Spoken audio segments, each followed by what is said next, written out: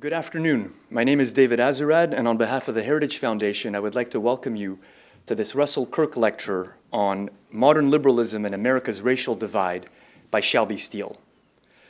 A little over 2 years ago, the geniuses at Starbucks, who were not content with merely selling us their overpriced coffee-like concoctions, decided that they should also spur a national conversation on race. Because as we all know, race is the issue that most naturally lends itself to casual banter with the barista you don't know while surrounded by strangers in a public space. Not surprisingly, at least to everyone not named Howard Schultz, the Race Together campaign was universally derided, and Starbucks was forced to abandon it within a week. If there is one thing that all Americans know, is that race is the one issue you cannot talk about in this country. Or to be more precise, you can talk about it so long as you stick to the scripted platitudes of identity politics. It requires considerable courage to say or even think otherwise. As our speaker today once observed, each race has its politics and its party line that imposes a certain totalitarianism over the maverick thoughts of the individual. Shelby Steele is one such maverick. Over the course of a distinguished career as one of America's leading public intellectuals, he's demonstrated considerable courage in speaking frankly and truthfully about race. As the Robert J. and Marion E. Oster Senior Fellow at Stanford University's Hoover Institution, he's written widely on race relations in America. He's been awarded the National Humanities Medal as well as a Bradley Prize.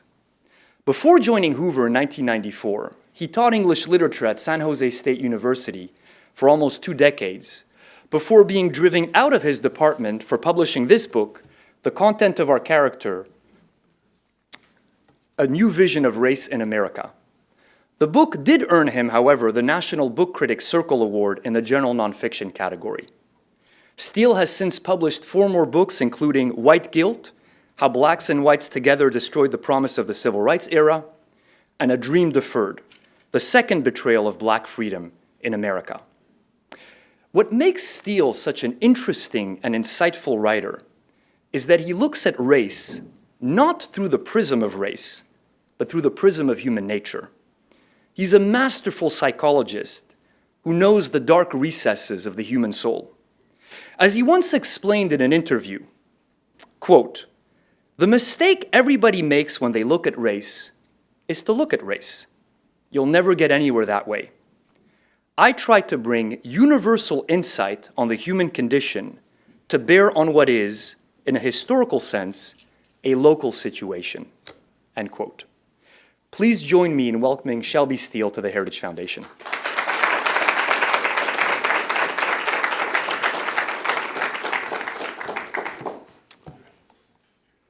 Wow, thank you. That sounds good. Sit down now. Well, thank you, and thank you for inviting me to do this lecture. I think I did it once before, but it's been a very long time, so it's good to be back here at Heritage. I want to talk about modern liberalism and the racial divide, and I want to start with a distinction that I think is important to make always. I won't be talking about classic liberalism, the kind of liberalism that comes down to us from the Enlightenment and through John Locke and the Founding Fathers in America, and the liberalism that today is often called conservatism. I count myself in that under the flag of that kind of liberalism, but I'm talking about what I think a little facetiously call Madame Bovary liberalism, and which came, I think, directly out of the 60s, did not really exist until the 1960s, but has dominated our culture ever since, it seems to me. The arc of Madame Bovary's life, you know, this is the French novel by Gustave Flaubert, and Madame Bovary is seen as the sort of first modern character and modernist character in all of literature. because she is not driven by the usual motivations of money and so forth. She's driven by a kind of angst, a dissatisfaction with her life. She finds herself living in the provinces in France, in a little village, a kind of a backwater. She's married to a country doctor who loves her dearly, but who is a kind of ordinary fellow, a little boring, but a decent guy. Madame Bovary, on the other hand, feels that she is better than this, and that she, in that sense, puts herself above her fate, which is to live in this sort of ordinary world, and she begins to sort of project idealisms onto the world, visions of a perfect love, a perfect romance, high life in Paris, hotels, lavish dinners, beautiful clothes, and so forth. And she begins to sort of rob Peter to pay Paul, and to pay for all of this, because she begins to act it out. She takes on lovers and so forth. Then, of course, the house of cards finally collapses, and she can no longer borrow from Peter to pay Paul. Her lovers reject her, see her as a nuisance. She comes home one night, takes a handful of arsenic, and administers it to herself, and dies a rather wretched death. And so she is, in that sense, a tragic figure, and her story represents, her arc represents a tragedy, in the sense that there was this magnificent idealism that was so seductive and so charming, and then there was reality that was just plain old reality, and she was unable to accommodate. Well, keeping the arc of her life in mind, let's look at modern liberalism. I believe that this liberalism was born of a profoundly transformative moral fall that occurred in America in the 1960s, that America endured. From a vision of itself as a great and fair nation, there was a fall to a certain knowledge of its dark underside. In the 60s, I think it was the civil rights movement that sort of started this off, this fall. My family was involved in that movement, the founding members of CORE, and I remember the philosophy of the civil rights movement was nonviolent, passive resistance, and you went to demonstrations. You had to pass a test. You had to wear a tie if you were male. You had to wear a dress if you were a female. You had to agree to not respond to violence, because the point was, if you were hit, if you were struck, if there was you were attacked in some way, your passive resistance was a moral witness of society. And of course, everybody's seen the picture of blacks marching across Edmund Pettus Bridge into this bank of police dogs and water cannons and billy clubs, and women are mowed down and men are beaten. John Lewis was among them. And then, of course, the next morning, in Paris, in Tokyo, in Stockholm, everywhere in the world, photographs of these people being assaulted in this way were there for everybody to see. And it made the statement, here is evil.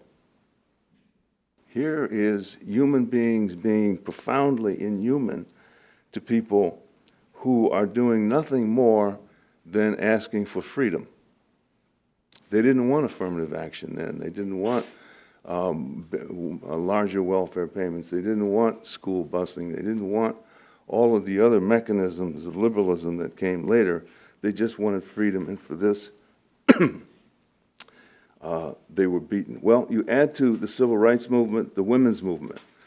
Women took only until it was not until the 20th century that women got to vote. Vietnam, of course, was a profound cultural event in the 60s, and showed a kind of arrogance of power on the part of America. Oh, we'll contain communism over here, and we'll in this little country. And of course, 14 years later, and 57,000 American lives lost, we lost the war on top of it. So this great America that had won World War II, again, had some chinks in its reputation, and this became a part of the fall. The sexual revolution, the revolution against bourgeois sexual repression, and so forth. The hippies, one movement after another, said that there was something wrong with America. All of this dissent gave birth to what I think is a brand new idea that had not been a part of American life and culture before this time. And that idea was that America was guilty of characterological evil. That is to say, it wasn't a country that just now and then responded to evil or acted in that way. It was a country in which evil was endemic, was a part of the character, was a means of doing business in society. It was as American as apple pie. Well, this was a brand new idea in the 1960s. And it, again, shattered this sort of vision of us as this singular vision of us as a great country, a great power, a great and good people. No, maybe great, but not good. And modern liberalism, it seems to me, is born very specifically as a response to this new idea of characterological evil. It's not an economic liberalism, it's not an historical liberalism, it's a moral liberalism designed to respond in some way to this moral fall.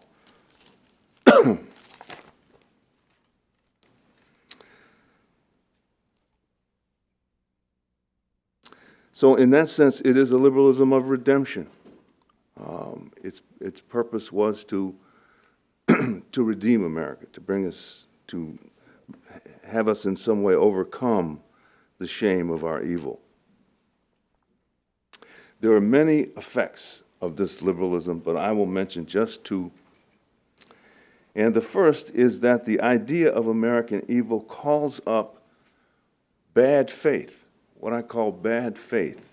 What is bad faith? It is a disbelief in authority, a skepticism, a cynicism about the legitimacy, the moral legitimacy of the authority under which we are asked to live and to be citizens. And bad faith, it seems to me, came out of this new liberalism. And if American evil, in that sense, makes also a virtue out of bad faith. If America's evil, it is virtuous to have bad faith and to be suspicious and cynical and mistrustful of American authority, of America's moral legitimacy. This is how we arrived, I believe, or this is how this liberalism arrived at the idea that anti-Americanism, which is sort of the quintessential bad faith, the extreme example of bad faith, how anti-Americanism becomes redemptive and even progressive. And conversely, the explicit patriotism joins us to American evil. And so if you are running around with an American flag and the sort of emblems of happy patriotism, it is because you are in league with the old characterological evil. You're reflecting it. If you are disbelieving in those symbols, if you're an NFL football player and you don't want to stand for the national anthem, you're on the side of the good. You are progressive. You are standing against this evil. Universities today effectively promote bad faith in America, promote anti-Americanism as a way to better the world, as progressivism itself. I once had an encounter with bad faith. I've had many, but one was a little more interesting than some others. In 1971, I flew to Algiers, Algeria, to meet with the Black Panthers, who were living there in exile, on the run from American authorities. My young wife, American Jewish lady, accompanied me. Says something about how smart we were at 22, 23. But we both, I think, wanted to see what these Panthers were really all about. I had grown up in segregation. I knew it intimately. My elementary school was the first desegregation lawsuit in the North. My parents were involved throughout my childhood in civil rights activities of one kind or another. But as I began to go to junior high school in the late 50s, early 60s, I began to feel a sort of mounting militancy, a sense of, now why is it that I can't cross the threshold when I want to buy an Italian roast beef and pepper sandwich, and I have to stand outside the door and give them my money and hope they come back quick and give me my. Why do I have to do that? And a thousand other sort of examples of that. And so I began to sort of feel a mounting militancy. I read James Baldwin, Notes of a Native Son. Baldwin's magnificent indignation at American injustice and so forth began to infect me. By the time I was in high school, I had what I call the sort of Martin Malcolm shift, where you move from admiring Martin Luther King to admiring Malcolm X. Martin Luther King was passive resistance. Malcolm X was it by any means necessary. He also had another message that gets lost today, self-help. He didn't want anything from the government. He wanted blacks to do it on their own. But anyway, he became the sort of, in other words, I was during this time learning bad faith, learning to doubt my country. It was a very sane thing to begin to experience. And so when I went to Algiers, the Black Panthers were, in a sense, they gave a certain glamour to bad faith. They were revolutionaries. They had broken faith with America. They had hijacked airplanes and flown to Algiers, and Algiers welcomed them as revolutionaries in a hotbed of revolutionaries. Well, I wanted to see that.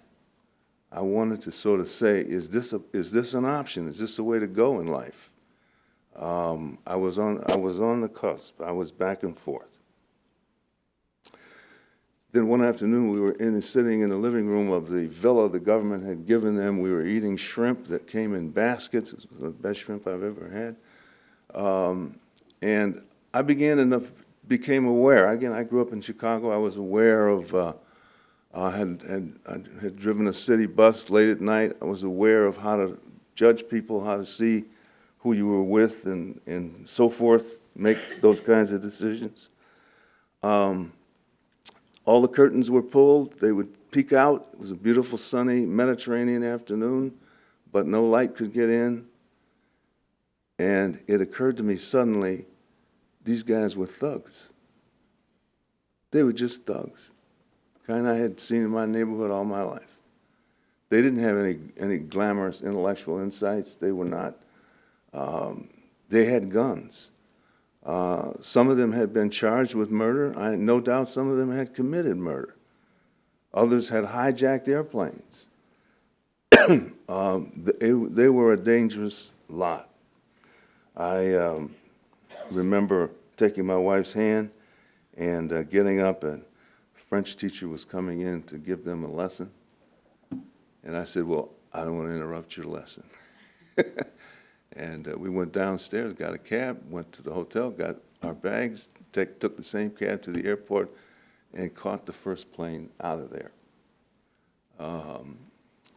And make a very, very long story short, because we went to a bunch of other African countries, but to shorten that a bit, eventually I flew back to New York and signed up to go to graduate school, and felt that maybe America had made some profound mistakes, but I still had enough faith in it to bank my life on it, and to come back, and I knew that racism would still be here.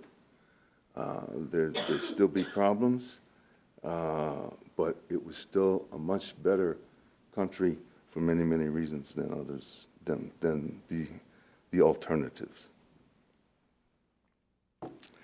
Well, bad faith is one effect, it seems to me, of this moral fall. The second effect is a profound loss of moral authority in America. You know, if you can think of, it's not complicated. You've heard it a million times. Here's the Founding Fathers writing some of the most glorious documents about human freedom ever written on a level, the biblical level, timeless, and many of them owned slaves. Many of them had relationships with slaves, had children with slaves. Jefferson, for example, who wrote, "All men are created equal." Well, the 60s fall made America accountable to this hypocrisy. And America began to lose the moral authority it needed to enforce its own best principles and values. And we have never, since that time, completely gained back the moral authority to ask difficult things of other Americans, of ourselves and of our fellow Americans. And so this is the second sort of effect, I think, that modern liberalism has brought to us, this breakdown in moral authority across the board. I give the example, when I was a kid and I was on the YMCA swimming team, parents would drive us to swim meets. There was a nice lady named Mrs. Slatt. Her son and I were good friends. And so she would always ask me to ride in the car with her to wherever it was that we were going. And so I would do that. And right away I could see her listening to the back seat. And I would say something like, "Well, I ain't got none." And she would say, "Shelby, what is that what kind of construction is that you just made?" And I obviously didn't know. That's a double negative. That means you ain't got none. That means you really have some. But more importantly than that, Shelby, if you go out in the world and you talk like that, you're not going to get anywhere. You can't do it. It's not possible. So next week there would be another lesson. This went on for 2 or 3 years. Sometimes I liked Mrs. Slatt, sometimes I hated her. But she had absolute, what I call cultural confidence in what she was asking this little black boy. Well, can you imagine a white woman today doing the same thing to a black child? You can hear what the reactions were. Oh my God, she's ruining his self-esteem, she's crushing him, she's insensitive to his right. I mean, it would just go on and on and on. The woman would I would have been without that help. She was helpful to me. She wanted to be helpful to me. And she loved elocution and that sort of thing, and she would insist on it. And 10 years later, after this, I was a senior in college. I was the president of the Black Student Union, and Martin Luther King had just been assassinated in 1968. And black students, we decided we were going to make a list of demands. We were going to take it to storm into the president's office and present him with it and demand that he meet all those demands. Well, we were scared to death, but we essentially did that. I tell a story in one book where I remember that I just without thinking, lit a cigarette. And as we were marching into the office, I realized I should get rid of this cigarette, but there was no ashtray. So I had to walk into the office with the cigarette. Ashes spilling on the president's rug.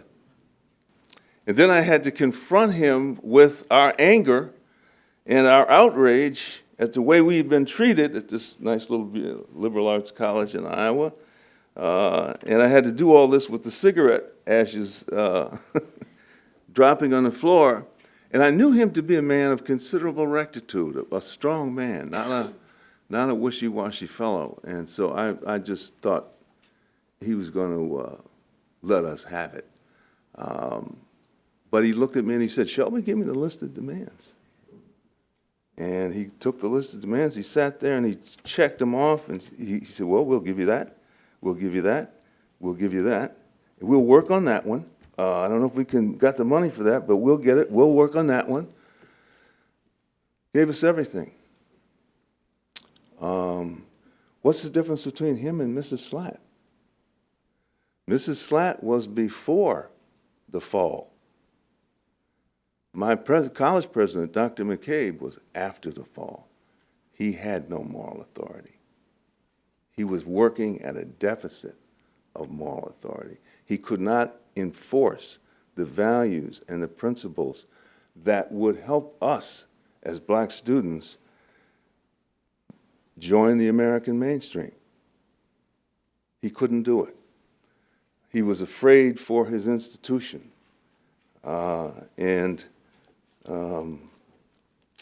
It was his bad luck to come after the fall. And again, we have this division. One example of this that interests me, I'm sure most of you know about the Daniel Patrick Moynihan's Moynihan Report that came out in 1963, I think it was. One of the best things ever done on black family and the difficulties, the struggles, the problems, because it was just done forthrightly. Moynihan wrote out of a cultural confidence. Well, here's this, and if you do that, and you've got extended members of the family in and out and so forth, then the father figure is not there, and so forth, and this has this effect, and pretty routine. He had the bad luck to publish this book just as the fall was beginning, after the fall. And so, even though it was a great book, it was excoriated, disallowed, banned. The entire field of sociology stayed completely away from the subject for over 20 years. It was William Julius Wilson who finally began to do research in this area again. But of course, William Julius Wilson was black, and so he had the moral authority to do it. Moynihan did not. And his work has tragically been neglected, but it is good and stands up to this very day.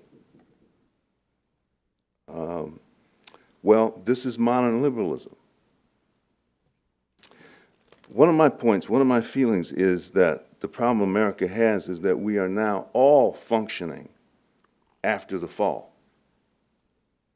We live in a society that, and have to function in it after this fall. Fallenness is a condition. It is an existential circumstance that we live in and have to contend with. In other words, it is a fate. It is America's fate. It was in the waiting for a long time. It finally came in the 60s, and we've dealt with it, and it affected everything we do and think since that time. And we no longer, again, have that sort of cultural confidence. We function out of a vivid knowledge of past sins combined with a terror of being judged for those sins. And so the problem with that is that the truth is the only thing that's not acceptable. Reality is the only thing that's not allowed to be articulated. You can be as fancy as you want on one side or the other, but you cannot say the truth.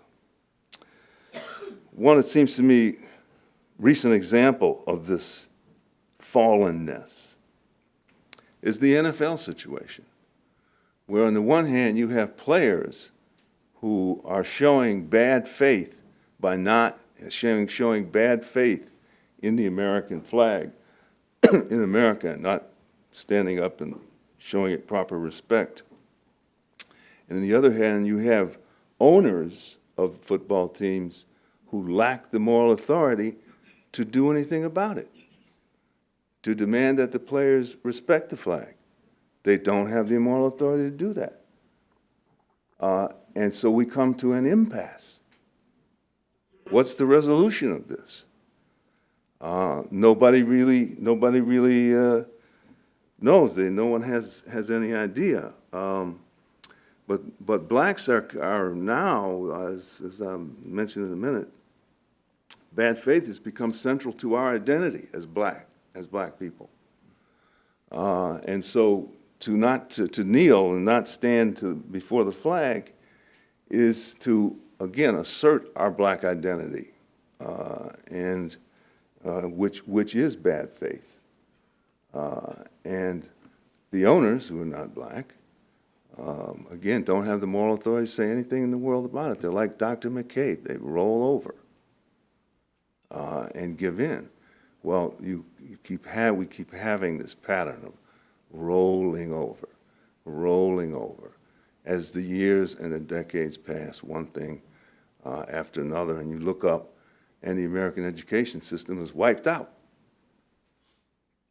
Before the fall, it's pretty damn good. My teachers were all like Mrs. Slatt. We're gonna diagram sentences today. They're not like that anymore, and things get worse and worse.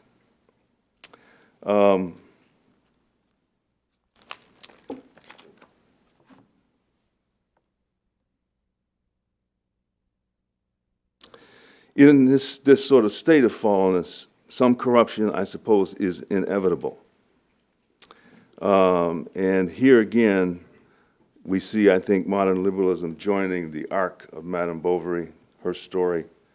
To avoid the challenges of reality, liberalism goes to the realm of empty idealisms, as she tried to escape her own sense of despair and so forth.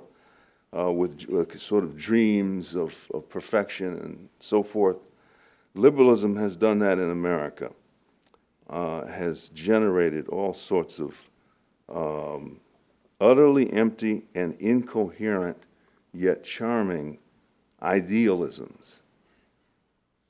Integration, multiculturalism, pluralism, social justice, inclusion, globalism, and that most common of all, diversity.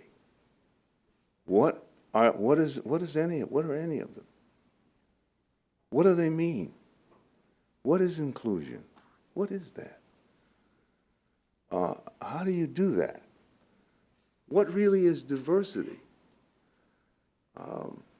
Well, they have no purpose other than to bring to a beleaguered society, a society that is injured moral authority, a cheap turn of phrase that brings you moral authority.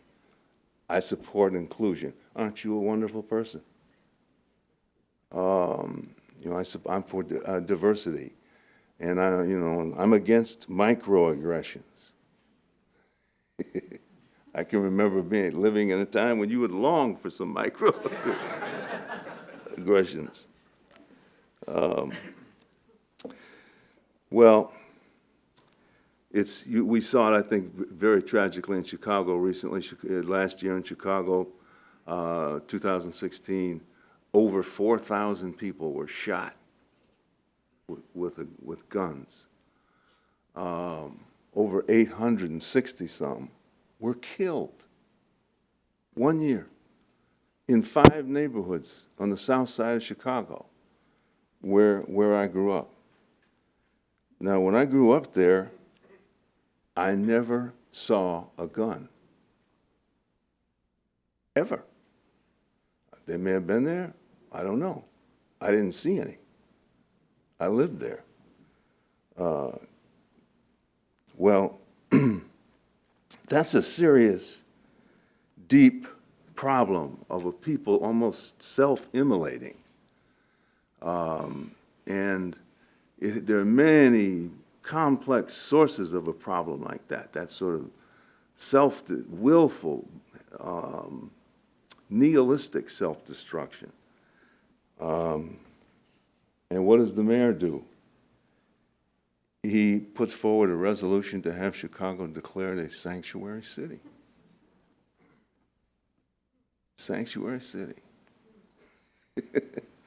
Well, that's modern liberalism. Again, the gimmickry, to get back to chase moral authority through these silly little devices. Liberalism, I think, has effectively become the new racism. It mimics segregation by seeing blacks as helpless inferiors. Black inferiority is its greatest sort of cause, its greatest raison d'etre. And it has, again, tended to hide reality behind empty idealisms in a way that that belittles blacks, that keeps them down, it debilitates them. It literally demands dependency from them. It asks them to act out and live inferiority, racial inferiority. And as blacks climb out of inferiority and become visibly equal, they become suspect, maybe a little Uncle Tomish. We like to say that the real black is the black who's on the street corner and doing drugs and selling drugs and shooting each other. We don't question their blackness, but we question the blackness of those blacks who climb out of those situations, who join the American mainstream, who become successful, who identify themselves primarily. And so this liberalism rewards failure and perpetuates it. It breeds bad faith in people and bad faith in America. But again, I think maybe the worst thing that it does is that it defines the Black American identity as, again, an identity grounded and focused and defined by bad faith in the United States of America. And if you want to be black, you have to have this bad faith today. You cannot have good faith. And we blacks look at each other in that way. And if we think that somebody is somehow has less than bad faith, then we withhold their identity from them. We marginalize them. And so the more and more inferior you are, the more black you are. That's the sort of cultural pattern, the cultural dynamic that we live by. Well, I still have some good faith in America. I'm probably not black. And I have this good faith for one reason. As an American black today, I, like all blacks, am absolutely free. I'm free. When I was born, I wasn't. I'm free. I can do anything I want. I can, from the top to the bottom, all in between, it's up to me. I am free. And the breaking news here is precisely that our oppression is over. It's just over. We can't organize ourselves any longer to fighting against society that doesn't want us to be free. The society today wants us to be free. Maybe they love us, maybe they don't, but they want us to be free.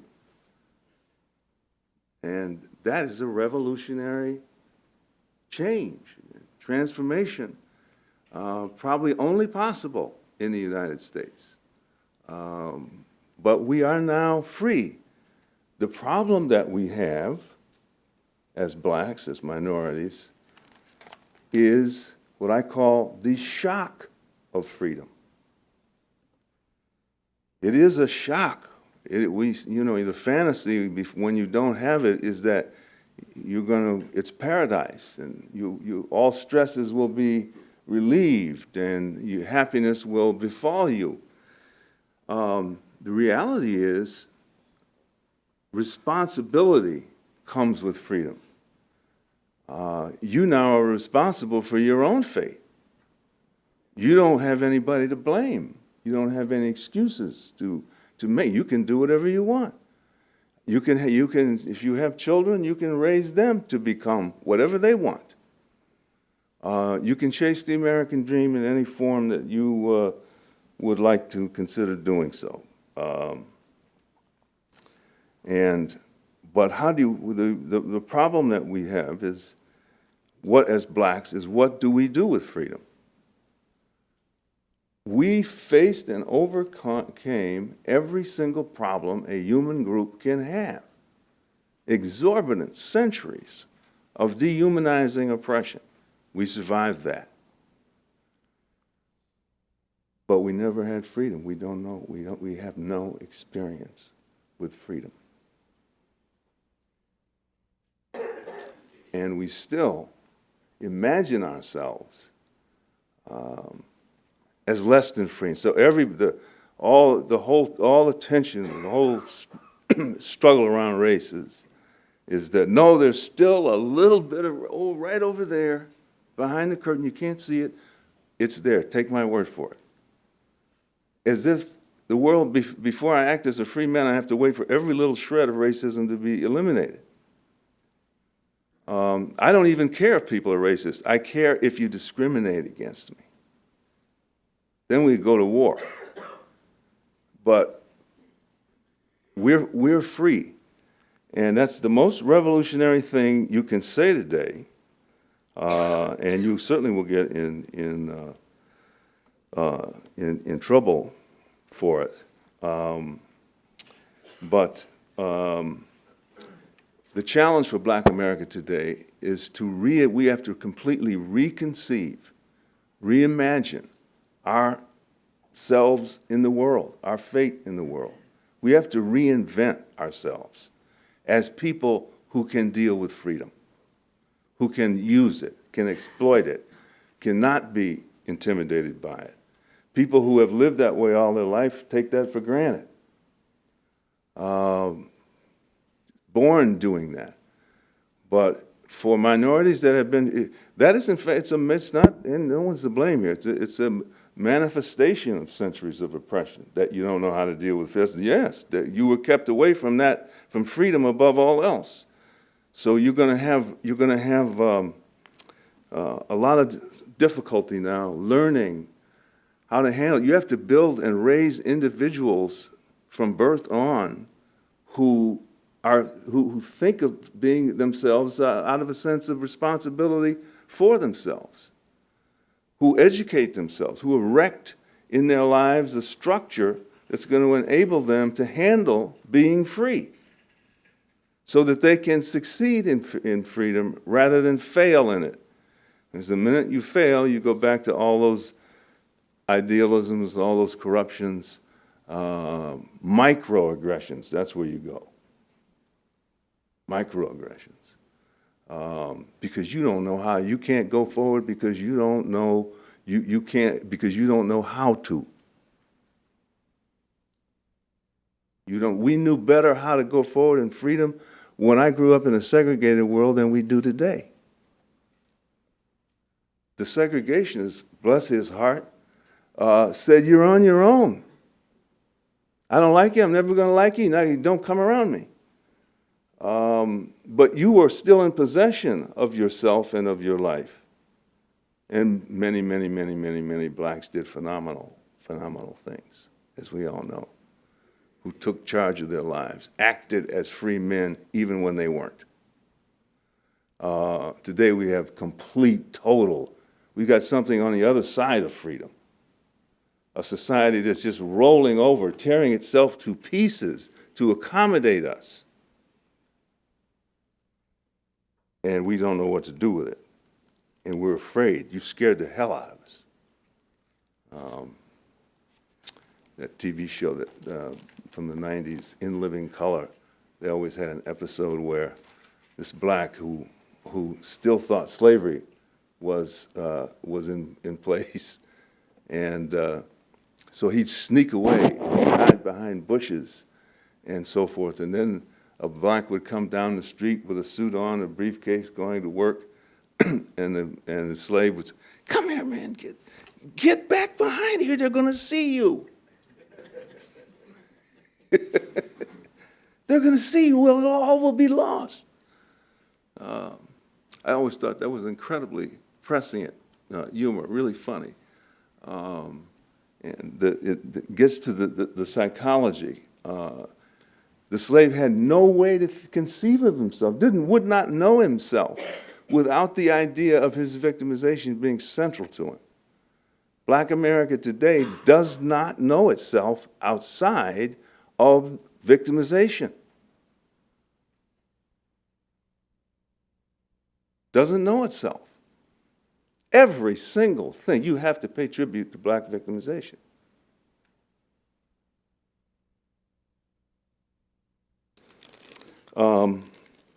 Well, I was going to have a cute ending here with Madame Bovary. She is a cautionary tale. And her mistake was to be seduced by all the charms of idealism. And so she missed reality. She missed the woman who lives next door to, is very common, hardworking, helps her husband in his business as a pharmacist, raises their children, cooks for the bread and breakfast place they run, who has found happiness and meaning in the ordinary, in the same village that Madame Bovary finds despair in. Well, again, my point is that we have run away from freedom. Freedom is our fate now. There's nothing, we can't, as blacks, we can't escape freedom now. We're just in it. It's here. We can't get away from it, and we won't be humiliated anymore by white racism. We will be humiliated in the future by our failure to adapt to freedom. Thank you.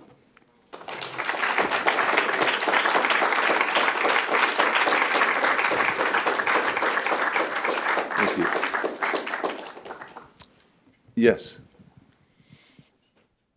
You lost me a little bit on talking about the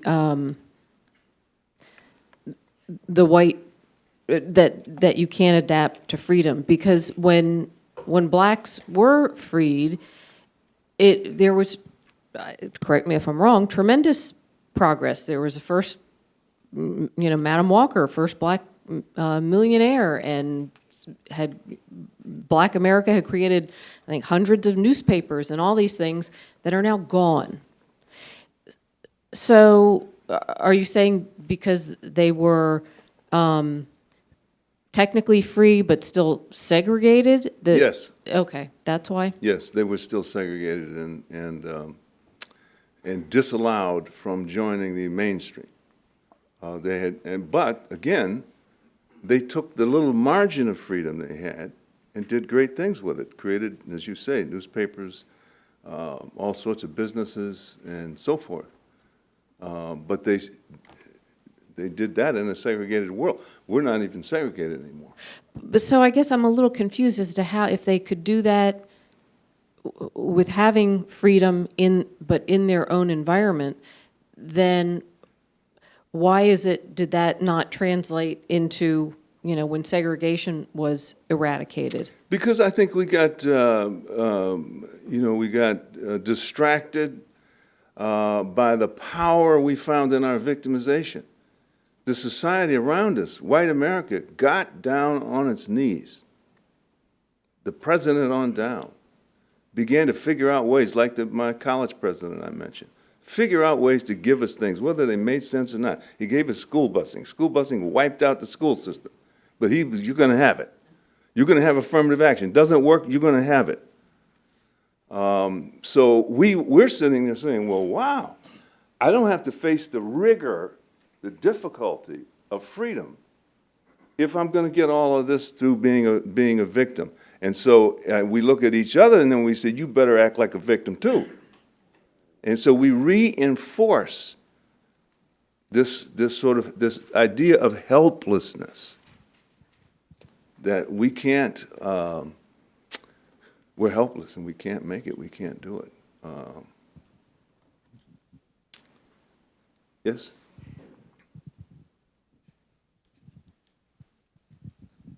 Thank you.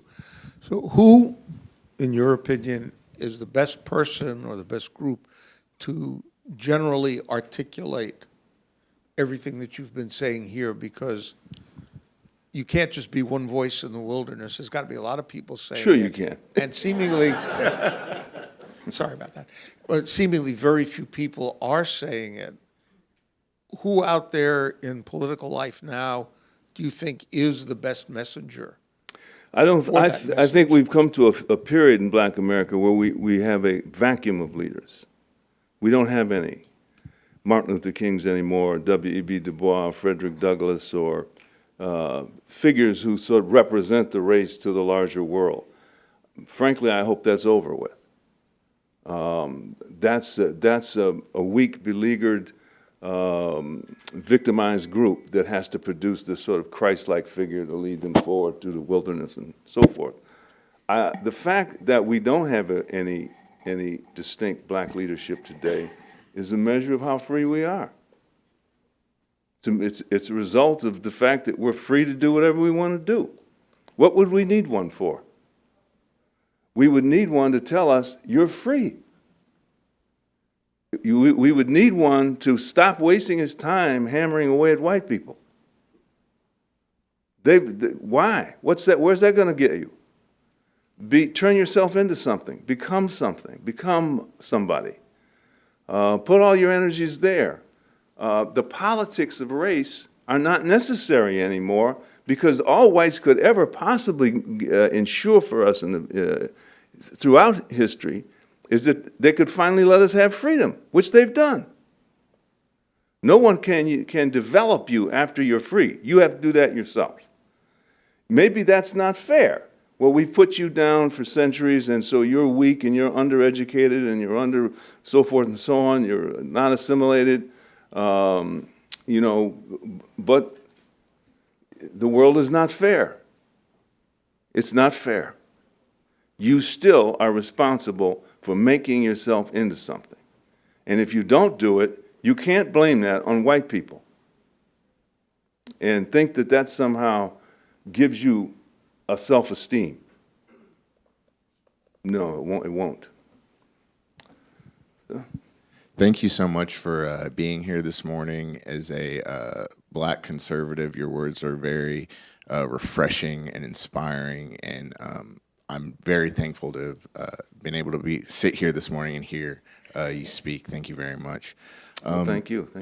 I think you did an outstanding job beautifully and eloquently articulating the problem that is not only problems within the Black community, but I also think, you know, in the conservative movement, there's not enough individuals of color on this side of the aisle. So what I'm wondering is you laid out the problem, but what's the answer? What can we do as conservatives to bring more people of color in, and what can I do as a Black conservative in speaking with other Blacks and, you know, trying to help break this mental constraint?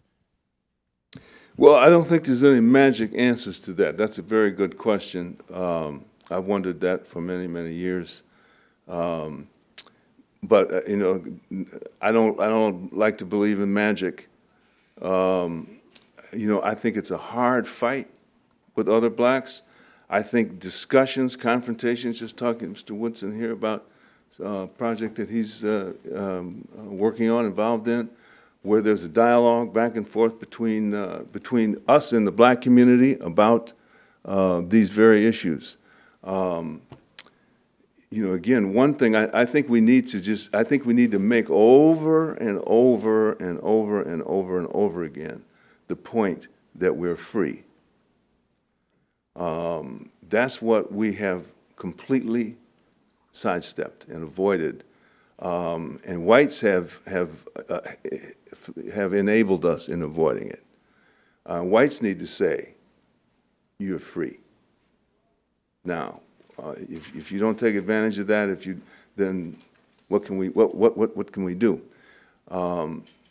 But you know, that's what freedom is what Black conservatives have to offer other Blacks. Is this reality that we are free now, and so we can now envision ourselves. We can talk about things like child rearing.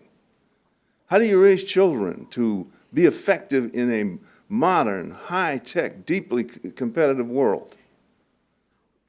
Being Black is not going to do anything for you in that world. You're going to have skills and talents. You're going to have a whole system of principles and values. You're going to have. We have to develop an intellectual component. God knows that's what oppression did for 4 centuries, was try to keep us away from all of that. Well, now we have to make up that ground, and you know, any sort of vehicle or means by which we can take that message to other Blacks, I think is we just have to keep fighting, and struggling to do that. I'm very glad to look and see somebody as young as you on this side of the fence, which I see as reality. This is reality. Yes. The fall, as you say, a critical.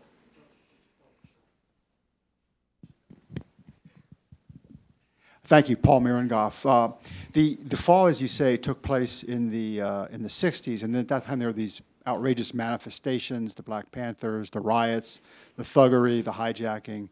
And then, although the fall had an ongoing erosive effect, that seemed to subside. And now, in the last few years, we seem to be getting back towards that with the Black Lives Matter movement. Is that just frustration with failure to cope with freedom? What do you attribute if you agree with me that there Yes. is this. What do you attribute that Yes. to? My favorite writer in the world is V.S. Naipaul. I don't know if many of you know who he is, but he is a breathtaking, deep writer. One point he makes again, when you don't know how to go forward, you go backward. Black Lives Matter is nothing other than an indication of probably earnest young people who don't know how to go forward in freedom, who don't know anything about freedom, who are terrified of it because it shames them. The first thing when you embrace freedom is going to make you see how small you are and how underprepared you are and how much you have to have heart and overcome.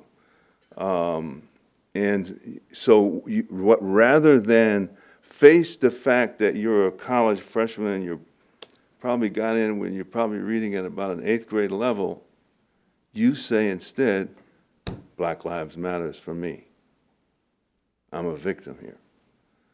This campus is not hospitable to me. And now you're in a comfort zone. And Black Lives Matter is a comfort zone where people land because they're afraid of freedom. Yes.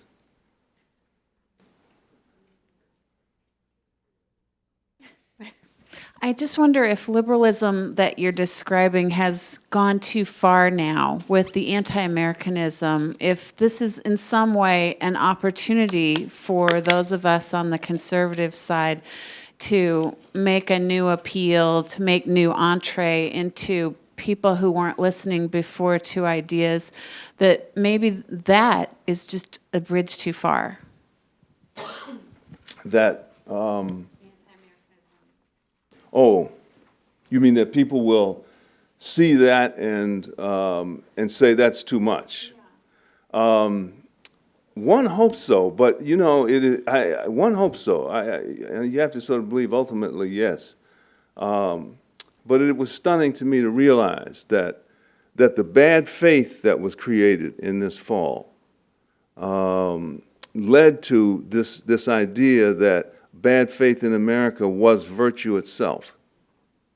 It was deliverance. It was progressivism. So if and it is ever so chic in many quarters today in America to be anti-American, to say, oh gosh, we try to dominate the whole litany of the liberal rhetoric, we dominate the world, we want to have wars everywhere, we have American evil, we're racist, we're sexist, and that's America. And I hate that America.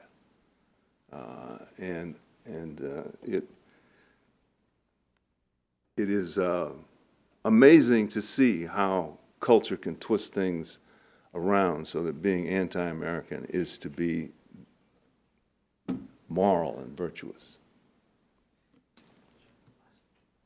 Okay. Thank you.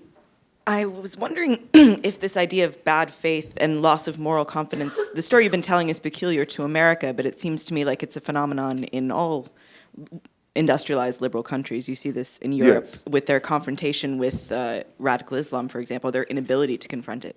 So doesn't that mean that this is maybe less about America's particular sins and about the fact than something about liberalism, and I mean classical liberalism itself? I don't think it's about classical liberalism. I think it is, I think America is just a paradigm. Yet you see exactly the same thing in Europe. Remember, Europe had colonies. They were ruthless in those colonies. They raped and pillaged. They subjugated those. They just like America. So I think this liberalism, you see it everywhere across the Western world. You know, this moralistic, bad faith liberalism is in London. They hate the British Empire. It's just all across, I think, the entire Western world. What I meant was that if perhaps the reason for the fall is that liberalism raises expectations about what politics can offer you, which it can't fulfill, more freedom, I mean, absolute freedom, absolute equality. And so inevitably, you're going to be disappointed by that. And that's what we see for the fall. And that's what? And that's the reason for this fall, as you describe it. Well, you know, liberalism is guaranteed to absolutely 100% fail. Exactly. Guaranteed. It already has. You look at one big social program after another, and look at school busing. That's just, you know, your mouth hangs open. How could you be that stupid? And yet we plotted 30 years.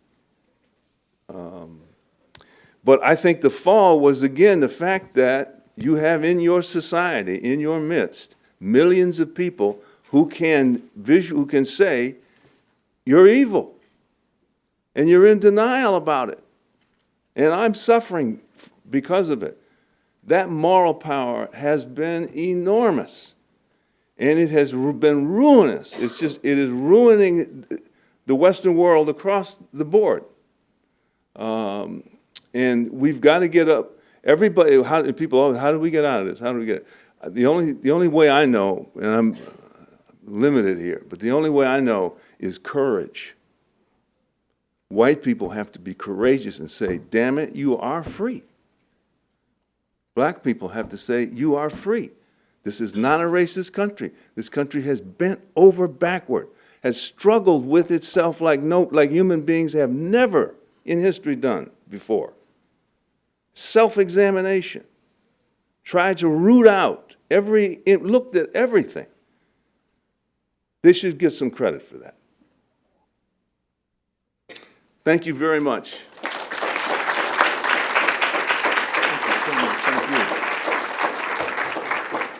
Thank you, everyone. Our program concludes. I would encourage you to read Shelby's books, and if you're millennials and you don't read books, the gateway drug is his Wall Street Journal op-eds, which are absolutely fantastic. Thank you, Shelby.